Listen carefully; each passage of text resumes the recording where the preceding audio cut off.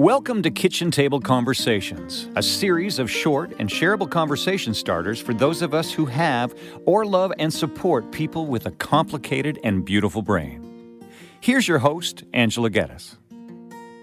Hi, everyone, and welcome to another edition of Kitchen Table Conversations. I'm your host, Angela, and thanks so much for tuning in today. Today, I want to spend a little bit of time around the topic of happiness, and sometimes I kind of am of the opinion that it's a little bit overrated.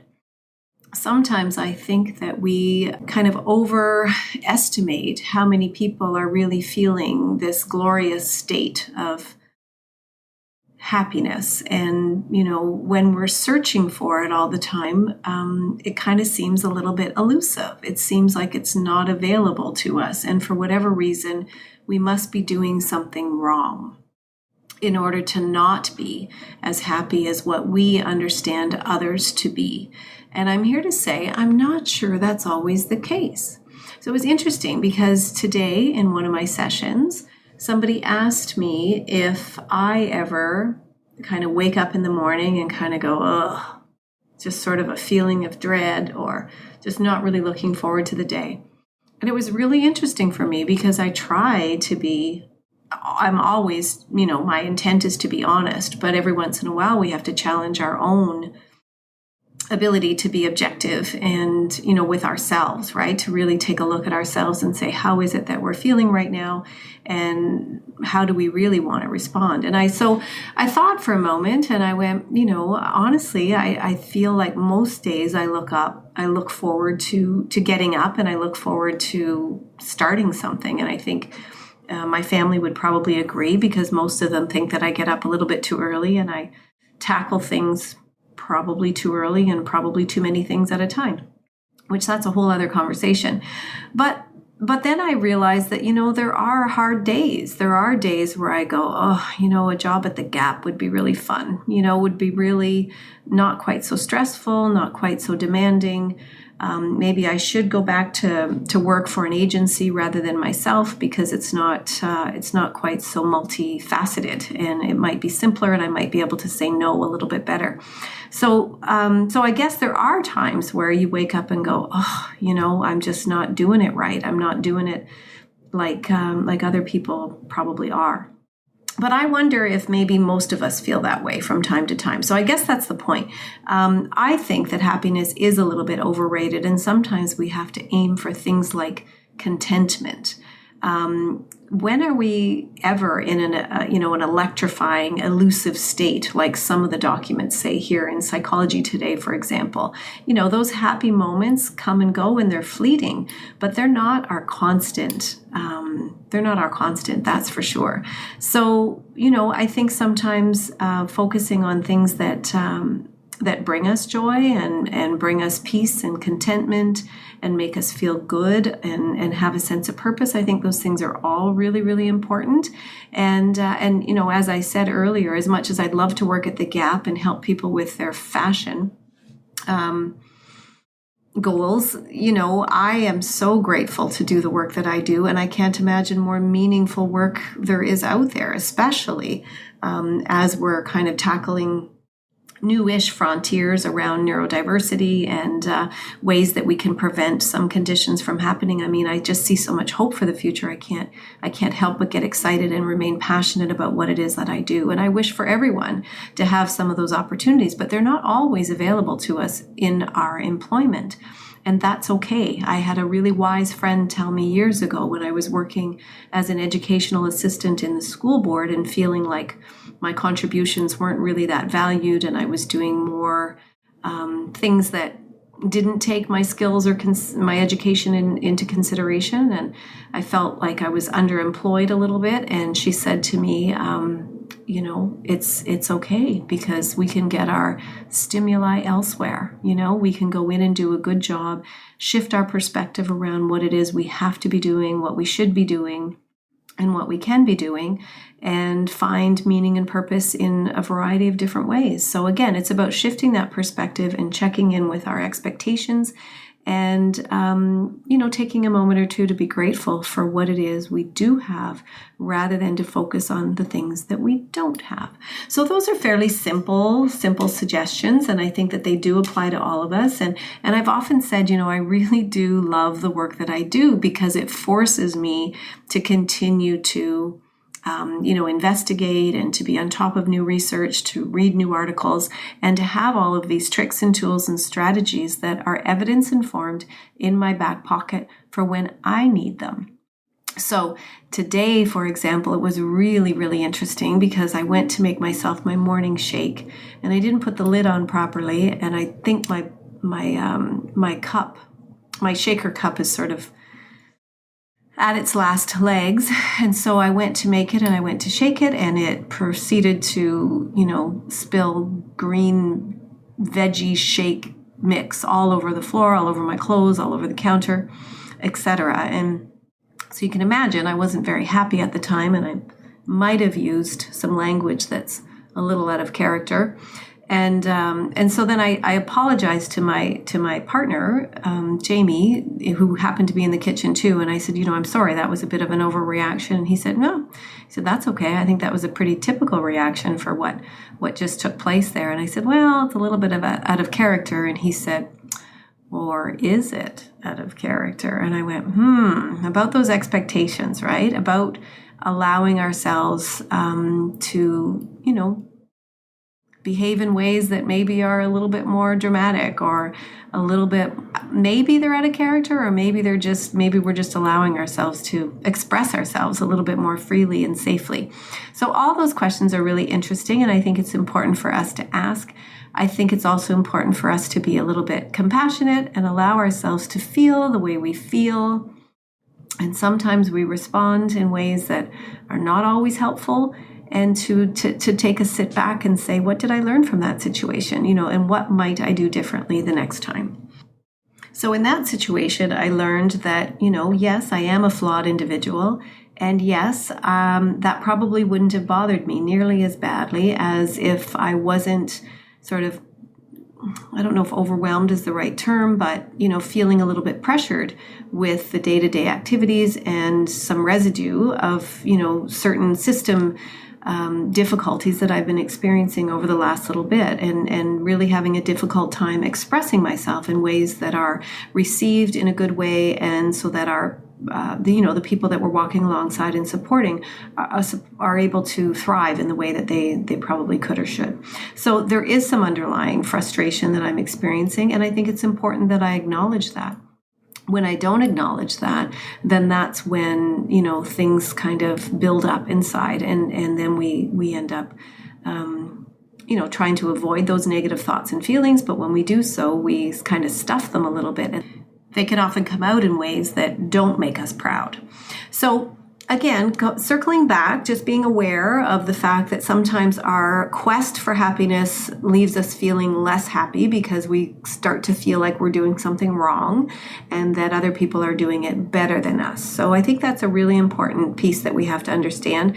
And that, stress management and happiness psychology, all of those things are things that we read about and hear about all the time. Social media is full of, self-help tips and affirmations and things that we should be saying to ourselves on a regular basis. But I think the real tips to finding happiness is to be a little bit more content with what we have, and challenge our expectations to say that these simple moments in life can bring us a lot of happiness and peace and joy and contentment and things that we can be grateful for. They don't have to be, extraordinary experiences. So some of the signs of being a happy person or being a content person, which is my favorite word, that's what I sort of aim for, is to just be pleased with what I have and to be content with the life that I'm living, is to be open to learning new things and to be curious and to allow yourself a good, healthy debate and investigate something that is curious to you that doesn't necessarily make a lot of sense to you. Challenge yourself to be a good scientist and prove your own hypothesis wrong. I think that's really, really important. And I think more of us need to do that. I think our societies are becoming more and more polarized and more either one side or the other. And sometimes I think in order to really I don't know, make a difference and stick to your values, we do need to understand what other people are thinking and learn from those so that we can continue to move in the direction that we want to, along with other people rather than against them. So that also involves humility, recognizing that none of us have all of the answers, and, to be patient and to be more accepting of other people and other ideas and other people's behaviors, because, behavior is often a form of communication, and sometimes we can do ourselves a favor by digging a little deeper and trying to figure out what is it that people are trying to say to us, rather than just becoming frustrated with what's in front of us. Happy people tend to smile and appreciate a sense of humor and, find things that make them laugh or giggle. Those are really important. And happy people and more content people are ones that go with the flow and realize that there are things in life that they can control and things that are outside of their control. And actually the behavior of other people and, broader social policies and laws and those kinds of things are not necessarily things that we can control immediately, but we can work towards change in a good way, and but detaching from some of those things that are not within our control. Practicing compassion is another thing that I think make our key characteristics of really happy people. And I've mentioned being grateful. I think that there are lots of gratitude journals out there. And I think really and truly spending time focusing on the things that we are pleased about does set us up for more success and creates that energy around us that keeps us motivated towards building more of those opportunities. I think that's really, really important. And taking good care of ourselves, if that's important to you, which it probably should be for all of us, because we can't be as good to other people when we don't take care of ourselves. And if good health is important to you, but you're constantly doing things that are not good for you, that also leaves us with a feeling of angst and that we're not really living up to what is important to us. And so those are really key components to being healthy and happy, and then having those honest conversations with ourselves as well. Again, not spending a lot of time on some of the negativity, not giving our energy towards people who are frustrating to us, and not being spiteful or trying to pay back. I don't think that anybody really ends up feeling better in the long run after making somebody else feel as terrible as they did, for example. And holding on to grudges, really, that just creates angst for the individual. The other person is off on their merry way and not really understanding or caring why it is you're still holding on to some of the anger that you've got. So it really doesn't serve a whole lot of purpose.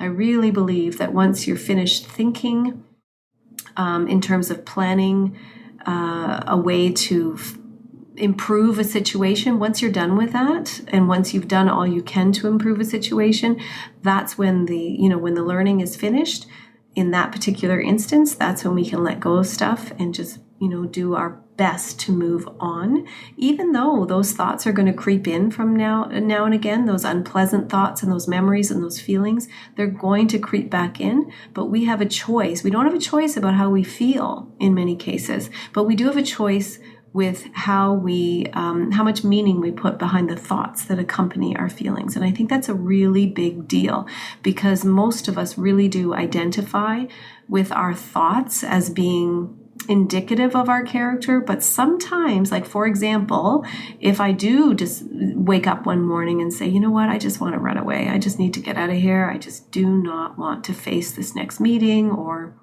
whatever it is.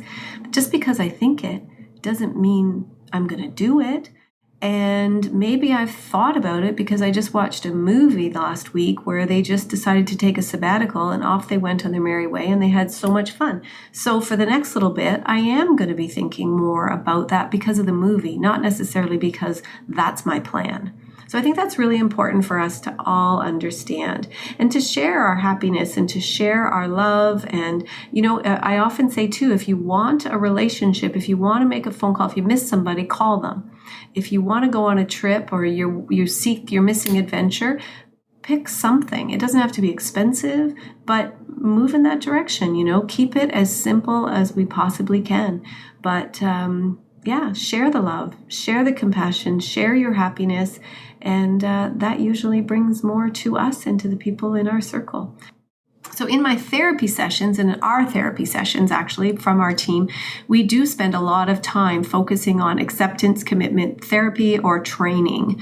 And a lot of what I just spoke about are some of the elements to that. It is about challenging our understanding of happiness and how we can bring really pleasant moments into our day-to-day, and that being mindful and appreciative and aware of some of the feelings that we're having, those can be really, really important in terms of our overall healing and living more in line with our values. So I'm really proud to say that there is a conference coming up in Seattle that's specifically focused on adolescents and adults with fetal alcohol spectrum disorder or with some complicated mental health conditions that may be related to substance exposures in pregnancy.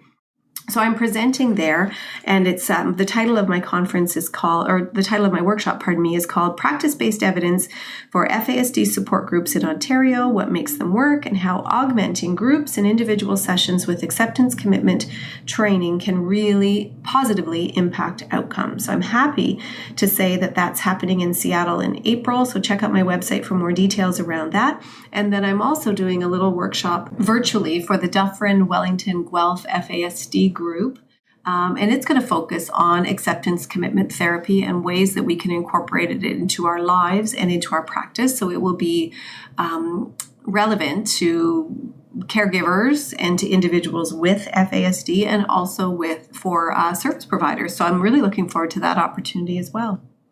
So I hope that you found this little podcast interesting and inspiring, and it's something that maybe you can bring back to your kitchen tables. And if you do appreciate it, please feel free to share. I believe that these messages are really, really important, and I've heard a lot of really positive feedback from our regular followers. So if you're so inclined, if you check this out on social media, make sure that you share it within your circles as well, because I really do believe that, when we know better, we can do better. And we're, again, tips to happy people mean that we're curious and that we're always open to learning new things.